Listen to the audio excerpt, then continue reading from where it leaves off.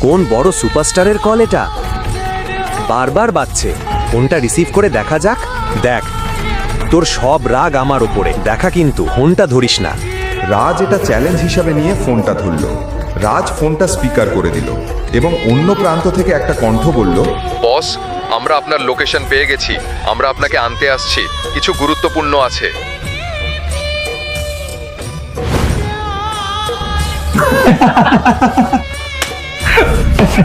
এটা নিশ্চয়ই কোনো রিক্সা চালক বা কেব চালকের ফোন। নিজেকে বস মনে করছে। আনান্নাও এটা মজার মনে করছিল, কিন্তু এরপর এমন কিছু ঘটল যা সবাইকে নীরব করে দিল।